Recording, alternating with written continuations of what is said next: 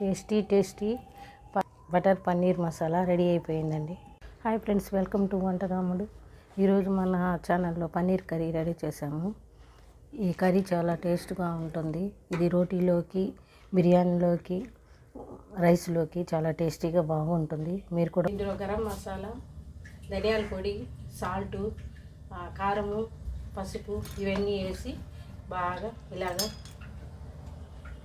ఇలా కలిపి పెట్టుకోవాలి. ఒక టేబుల్ స్పూన్ బటర్ వేసుకో. ఇప్పుడు బటర్ బాగా కాగిపోయింది. పన్నీర్ వేద్దాం. పన్నీరు ఎక్కువ కలిపామంటే ఇరిగిపోతుంది ముక్కలుగా. అందుకని కొంచెం ఒకరంత స్లోగా అలా కలిపెట్టుకొని చిన్నగా కలిపెట్టాలి, లేకపోతే ముక్కలుగా అయిపోతుంది. పన్నీర్ తీసి ఒక గిన్నెలో పెట్టేద్దాం. 2 టేబుల్ స్పూన్ల ఆయిల్ వేద్దాం.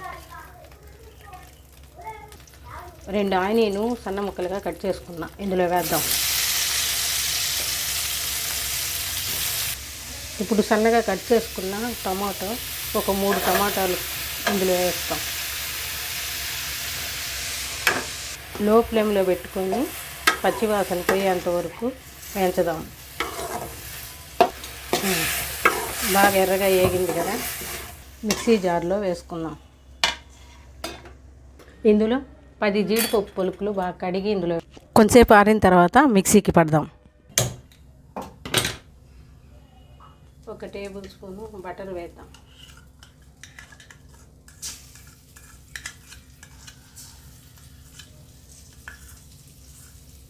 2 టేబుల్ స్పూన్లు ఆయిల్ వేద్దాం.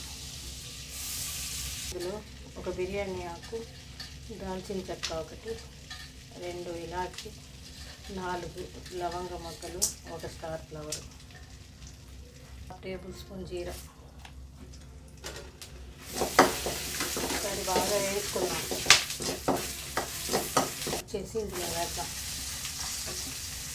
1 రెమ్మ కరివేపాకు.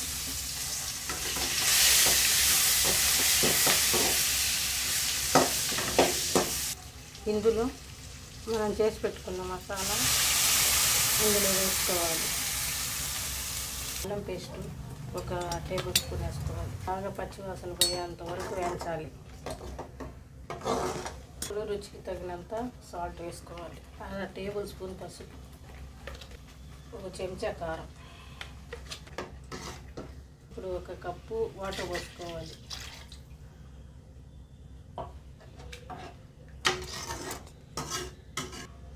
మంట లో ఫ్లేమ్లో పెట్టి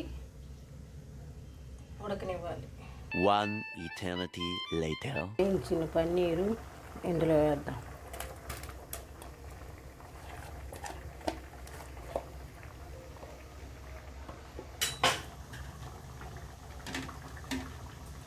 ఇందులో కొత్తిమీర కొంచెం,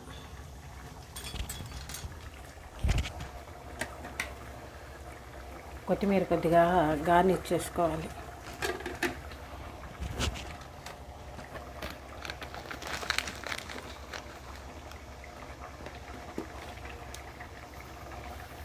కస్తూరి మేతి కొంచెం పొడి చేసుకొని ఇందులో వేసుకోవాలి.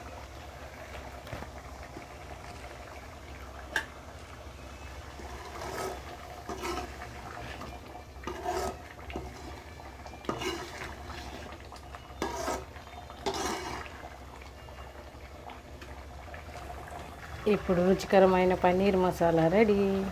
స్టవ్ ఆఫ్ చేసేస్తాం. నేను టేస్ట్ చూశానండి, చాలా బాగుంది. మీరు కూడా ఈ రెసిపీని ఇంట్లో తయారు చేసి చూడండి. నచ్చితే లైక్ చేయండి, కామెంట్ చేయండి, సబ్స్క్రైబ్ చేయండి. మరిన్ని కొత్త వీడియోల కోసం సబ్స్క్రైబ్ చేయండి.